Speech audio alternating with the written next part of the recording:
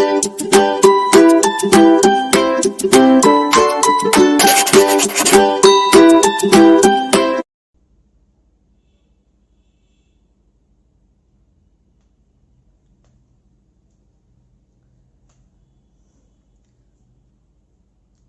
আলাইকুম, তোমরা সবাই কেমন আছো? আশা করি তোমরা সবাই ভালো আছো। আসলে একটা লম্বা বিরতির পর তোমাদের সামনে হাজির হয়েছি। খুব ব্যস্ততার মধ্যে দিনকাল যাচ্ছে, সময় করে উঠতে পারতেছিলাম না তোমাদের সাথে কোনো ভিডিও নিয়ে আসার। অনেকগুলো জবের পরীক্ষা, এগুলোর কারণে আসলে পেরে উঠতেছিলাম না। কিন্তু তোমরা অনেকেই আমার পাশে আছো, সবসময় তোমাদের কমেন্টসগুলো দেখি, ভালো লাগে তোমাদের কমেন্টসগুলো দেখতে। অনেকেই অসংখ্য ধন্যবাদ জানিয়েছো, তোমাদেরকেও অসংখ্য ধন্যবাদ, তোমরা আমার চ্যানেলের পাশে আছো। অনেকেই বলেছো যে ভাইয়া আর ভিডিও দেন না কেন, আসলে সময় করে উঠতে পারতেছিলাম না। কিন্তু আশা আছে, ইচ্ছা আছে যে আমার এই চ্যানেলটাকে তোমাদের দোরগোড়ায় নিয়ে যাওয়া এবং এই চ্যানেলটা একদিন অনেক বড় হয়ে যাবে, এই ইচ্ছা আছে। এবং এই চ্যানেলের মাধ্যমে তোমরা সবগুলো ভিডিওই পাবা।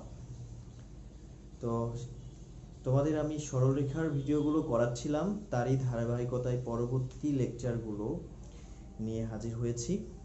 তো 3E পর্যন্ত আমি করিয়েছিলাম, 3E এর পরবর্তী যে ভিডিও, যে অঙ্কগুলো আছে, এই অঙ্কগুলো আজকে আমি করব।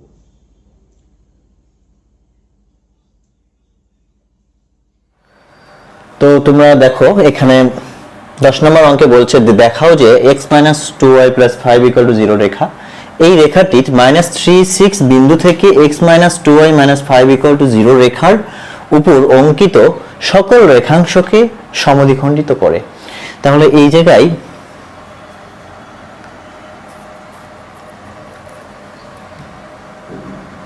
আমাদের প্রমাণ করতে হবে, মনে করো যে এইটা -3, 6 বিন্দু একটা সরলরেখা, এই সরলরেখাটা ওই যে x - 2y - 5 = 0, এই সরলরেখাটা এটা, এই বিন্দু থেকে এই রেখার উপরে যতগুলো সরলরেখা টানা যায়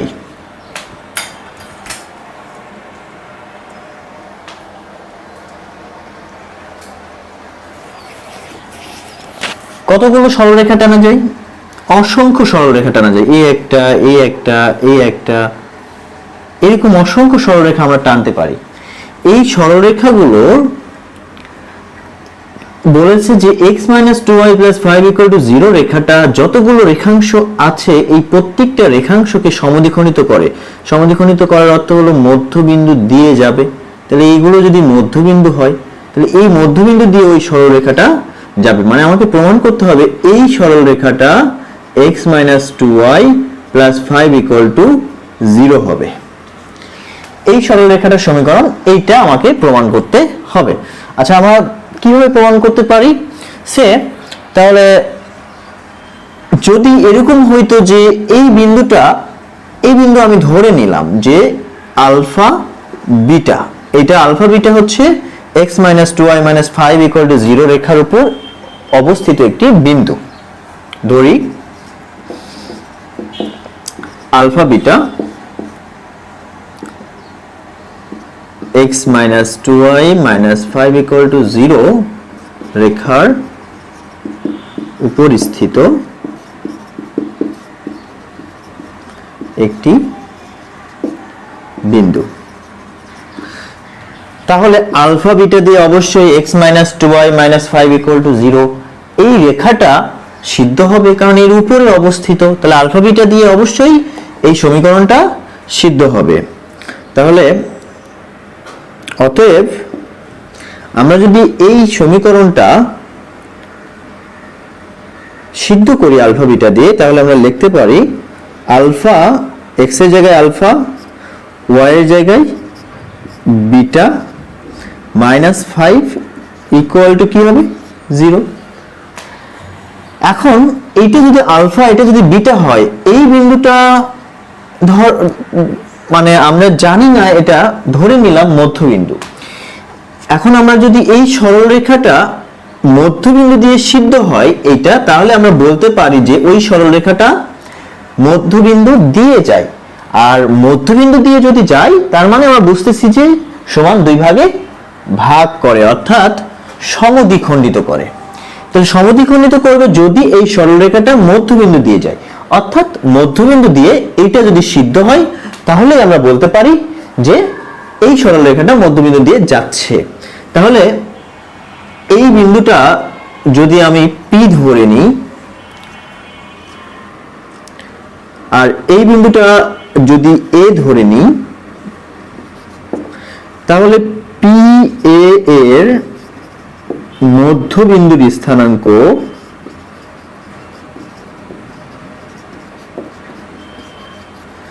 তোমরা মধ্যবিন্দুর স্থানাঙ্ক বের করা শিখেছো।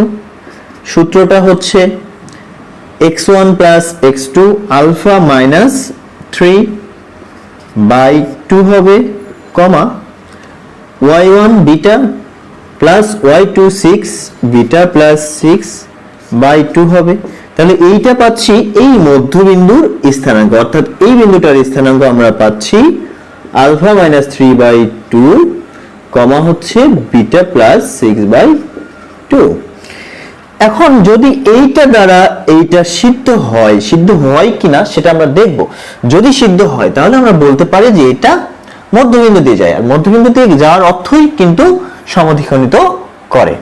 তাহলে এই বিন্দুটা দিয়ে এটাকে মানটা বসিয়ে পাই। মনে করো এই সমীকরণটা x - 2y + 5 = 0 সমীকরণ দিয়ে দিলাম, 2 নম্বর সমীকরণ।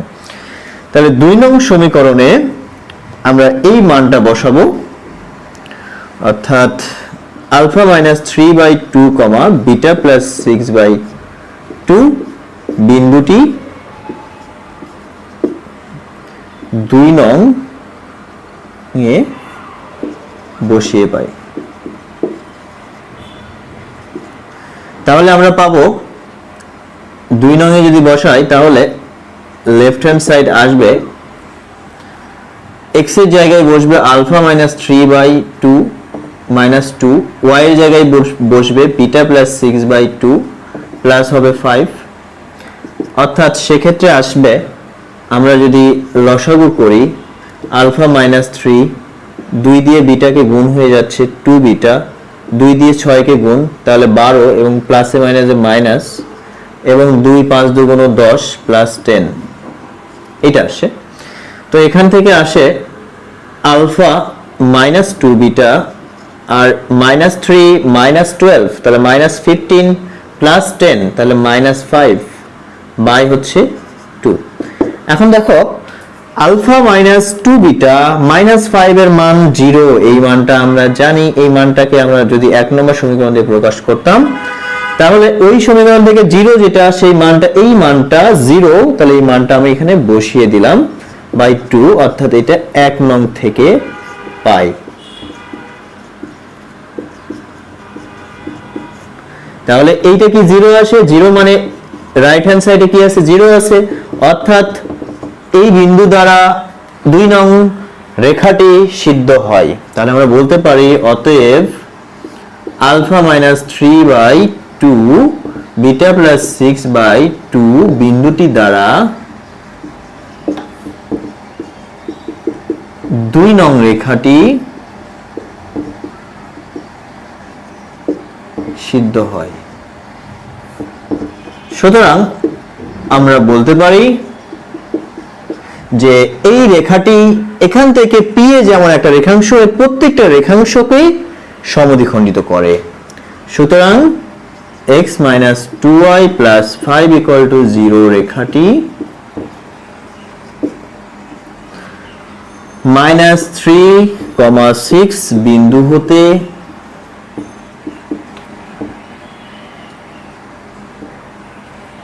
x - 2y - 5 = 0 রেখার উপর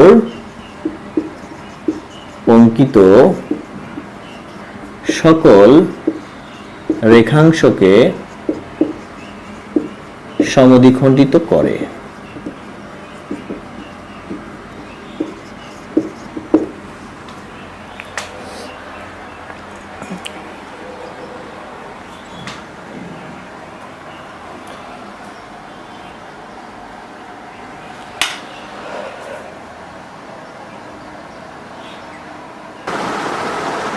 11 নম্বর প্রশ্নটা 11 নম্বর প্রশ্নটা একটা সরলরেখা সমীকরণ নির্ণয় করতে হবে যা অক্ষদ্বয়ের সাথে 8 বর্গ একক ক্ষেত্রফল বিশিষ্ট একটা ত্রিভুজ উৎপন্ন করে।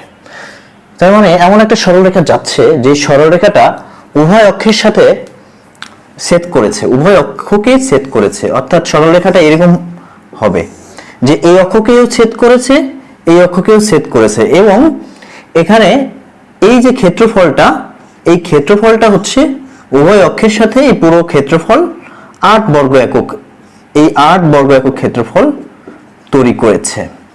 এখন এইখানে কি বলেছে যে রেখার উপর মূল বিন্দু হতে উক্ত রেখার উপর অঙ্কিত লম্ব x অক্ষের ধনাত্মক দিকের সাথে 45 ডিগ্রি কোণ উৎপন্ন করে। তাহলে এখানে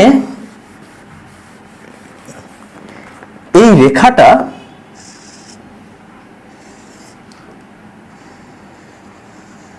মূল বিন্দু থেকে, এটা মূল বিন্দু 0 0, এখান থেকে এই রেখার উপর অঙ্কিত লম্ব মানে 90 ডিগ্রি করে একটা রেখা টানতেছি। এই লম্বটা x অক্ষের ধনাত্মক দিকের সাথে, এই দিকটা হলো ধনাত্মক দিক, এখানে অ্যাঙ্গেল তৈরি করেছে 45 ডিগ্রি অ্যাঙ্গেল তৈরি করছে। তাহলে এটা এই রেখাকে এই লম্বটা 45 ডিগ্রি অ্যাঙ্গেল তৈরি করেছে এবং এই ক্ষেত্রফলটা হলো 8 বর্গ একক ক্ষেত্রফল বিশিষ্ট। তো আমাদের এই রেখার সমীকরণটা বের করতে হবে। তো সেক্ষেত্রে আমরা যদি এই অঙ্কিত লম্বটা, ধরো যে এই দৈর্ঘ্য হলো p ধরে নিলাম, যে মূল বিন্দু হতে উক্ত রেখার উপর অঙ্কিত লম্বের দৈর্ঘ্য হচ্ছে p, ধরি মূল বিন্দু হতে উক্ত রেখার উপর অঙ্কিত লম্ব p।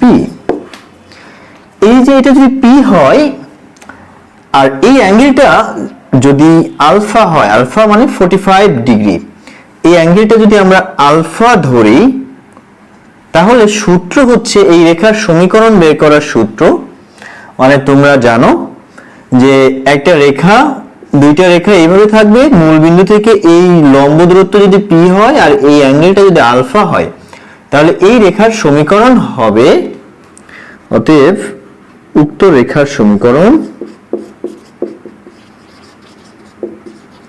এই উক্ত রেখাটার সমীকরণ হবে x এদিকে x cos alpha, x cos alpha plus y sin alpha equal to p। এইটা কিন্তু উভয় অক্ষকে ছেদ করবে এবং মূল বিন্দু থেকে ওই রেখার উপরে অঙ্কিত লম্ব, এইটা যদি p হয় আর ওই p যে লম্বটা, সেই লম্বটা x অক্ষের ধনাত্মক দিকের সাথে আলফা কোণ যদি তৈরি করে, সেক্ষেত্রে আমরা এই সমীকরণটা লিখতে পারবো। তাহলে এই জায়গায় আলফা এর মান কত? আলফা এর মান হচ্ছে 45 ডিগ্রি।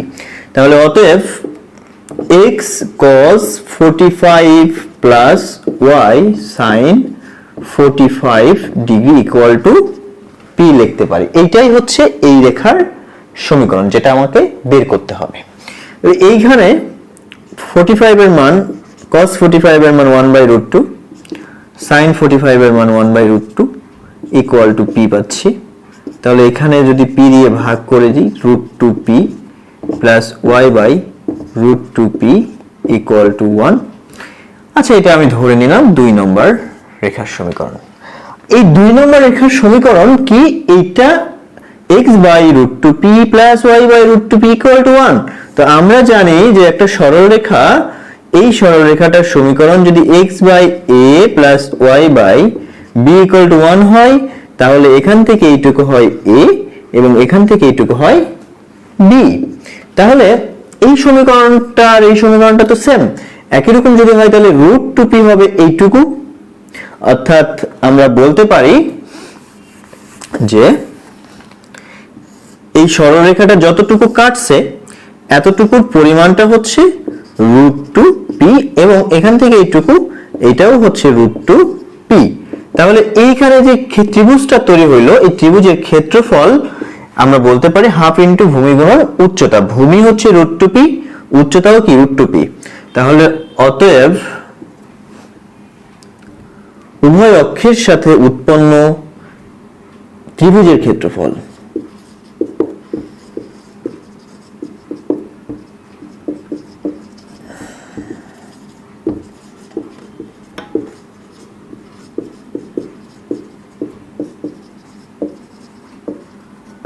এই ক্ষেত্রফলটা হবে হাফ ইনটু ভূমি গুণন উচ্চতা। তাহলে হাফ ইনটু ভূমি হচ্ছে √2p, এইটুকু √2p, এবং উচ্চতা সেটাও কিন্তু √2p, কাজেই ইনটু হচ্ছে √2p। এবং এই যে ক্ষেত্রফলটা পেলাম, এই ক্ষেত্রফলের মান কিন্তু দেওয়া আছে এবং মানটা হলো 8 বর্গ একক। তাহলে এটাকে আমরা 8 লিখতে পারি। সেক্ষেত্রে আসতেছে √2 মানে 2/2 p স্কয়ার ইকুয়াল টু 8, 2 2 কাটে, p ইকুয়াল টু আমরা পাই √8, √8 মানে 2√2। তাহলে আমরা এইটা পাচ্ছি p এর মান। এখন আমরা 2 নম্বর সমীকরণে p এর মান বসালেই সমীকরণটা চলে আসে। 2 নং সমীকরণ হতে পাই। তাহলে এখানে আমার x/√2 ইনটু p এর মান 2√2 প্লাস y/√2 ইনটু p এর মান 2√2 ইকুয়াল টু 1। তাহলে এখানে √2 2 2 2 4, x/4 plus y/4 equal to 1। তাহলে x plus y equal to 4, এটাই হবে आंसर। 11 এর 2 নম্বর অঙ্কটা দেখো। এখানে একটা সরলরেখা অক্ষদ্বয় থেকে সমমানের যোগবোধক অংশ সেট করে। তার মানে এই সরলরেখাটা যে অংশটা সেট করে, এতটুকু অংশ সেট করতেছে এখানে, এবং এখানে এতটুকু অংশ সেট করতেছে, এই অংশটা যোগবোধক হবে। তো অবশ্যই x অক্ষের ধনাত্মক দিকে আর y অক্ষের ধনাত্মক দিকে সেট করবে, না হলে তো যোগবোধক হবে না। এই মানটা যোগবোধক, এই মানটা যোগবোধক, এবং এটা যদি এইদিকে এবং এইদিকে যোগবোধক হতে চায় তাহলে এই পাশে সেট করতে হবে। এবং বলছে যে সমমানের, কাজে এটা যদি a হয় তাহলে এইটাও এই হতে হবে, ঠিক আছে। তো যদি এইটা হয় তাহলে এই রেখাটার সমীকরণ অবশ্যই কি হবে, আমরা জানি এটা a আর এটা b হলে তো আমরা জানি যে x/a plus y/b equal to 1। তবে এটা যদি দুটাই সমান হয়ে যায় তাহলে x/a plus y/a equal to 1 হবে। এবং সেক্ষেত্রে আমরা যদি a দিয়ে গুণ করি সবাইকে তাহলে x plus y equal to a পাবো। তাহলে রেখাটার সমীকরণ হবে x plus y equal to a। তাহলে আমরা এইভাবে বলে দিতে পারি যে ধরি সরলরেখাটির সমীকরণ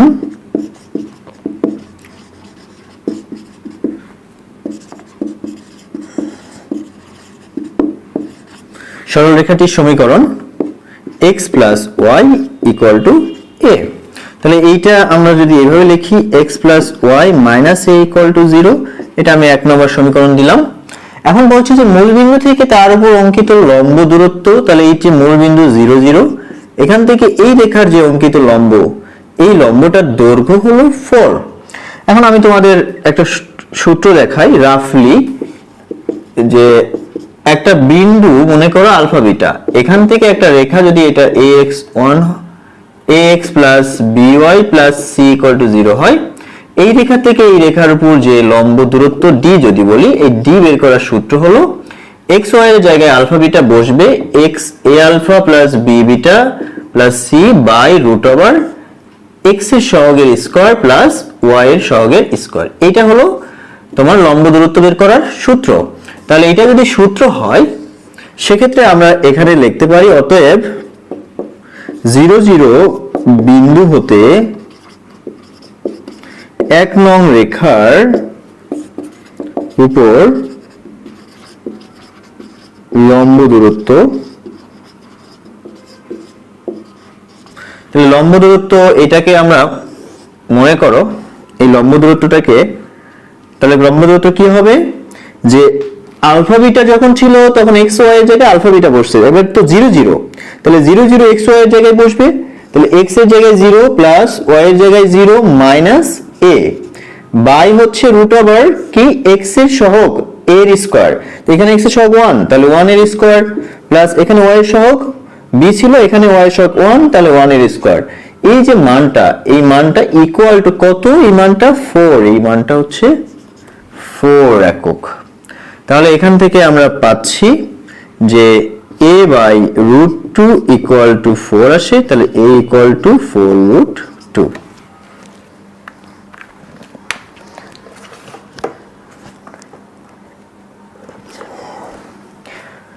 তো এখানে প্রশ্ন হতে পারে যে মডুলাস উঠায় দিলে তো প্লাস মাইনাস আসতে পারে, তাই না?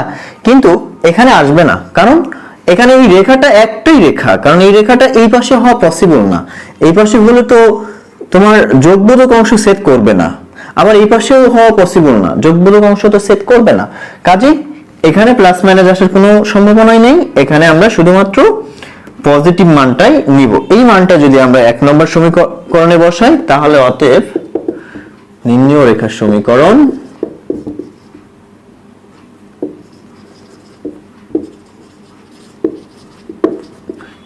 x plus y equal to a মানে 4 root 2। এটাই হলো অ্যান্সার। 3 নম্বর অঙ্কটা দেখো।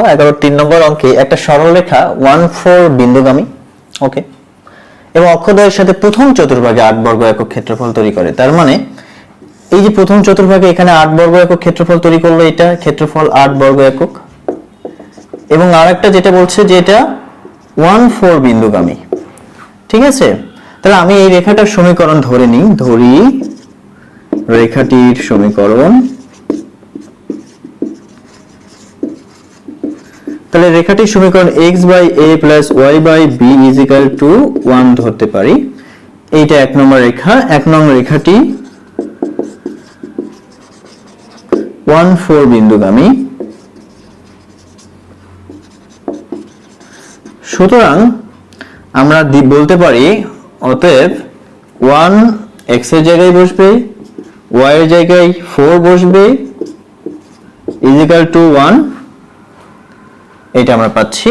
তো এটা ধরো যে 2 নম্বর সমীকরণ। আবার শর্ত মতে দেখো এইটুকু হচ্ছে a আর এইটুকু হচ্ছে b, কাজেই প্রথম চতুর্ভাগে উৎপন্ন ক্ষেত্রফল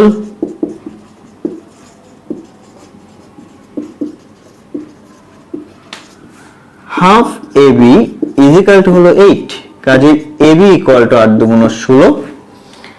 এই মানটা আমরা পাচ্ছি। অতএব a ইকুয়াল টু আমরা লিখতে পারি 16 বাই b। এই মানটা আমরা 2 নম্বরে বসাই, তাহলে 2 নং হতে পাই। তাহলে a এর জায়গায় 1 বাই 16 বাই b বসালাম, 4 বাই b আসলো ইজ ইকুয়াল টু 1। তাহলে এখান থেকে আসতেছে বিটা উপরে উঠে যাচ্ছে, b by 16 plus 4 by b equal to 1। তাহলে এখানে লসাগু করি 16b, তাহলে 16b স্কয়ার হয়ে যাচ্ছে এখানে, প্লাস হচ্ছে b হয়ে গেলে 4 16 64 চলে আসে ইকুয়াল টু 1। তাহলে এখান থেকে পাচ্ছি b square plus 64 equal to 16b।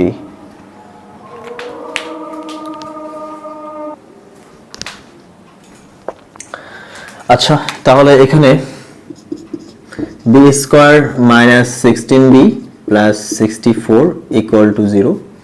তো এখানে বোঝা যাচ্ছে এটা 8 8 64, 8 এর স্কয়ার লেখা যায়। এখানে 2 ইনটু b ইনটু 8 লেখা যায়। তাহলে এটা b মাইনাস 8 টার হোল স্কয়ারের সূত্র পড়ে, অর্থাৎ b ইকুয়াল টু আমরা পাচ্ছি 8। তাহলে b ইকুয়াল টু 8 আমরা এখানে বসাই। এটা যদি আমি 3 নম্বর সমীকরণ দিই, তাহলে 3 নম্বর হতে আমরা পাবো, তাহলে এখান থেকে আসবে a ইকুয়াল টু 16 পাই হচ্ছে b এর মান 8, কাজেই 2 পাবো। তাহলে a আর b এর মান আমরা পেয়ে গেছি। অতএব নির্ণয় সমীকরণ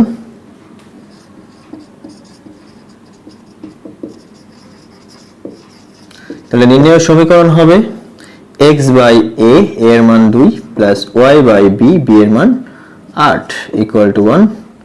লসাগু আসতেছে 8, তাহলে 4x plus y equal to 1 পাচ্ছি আমরা।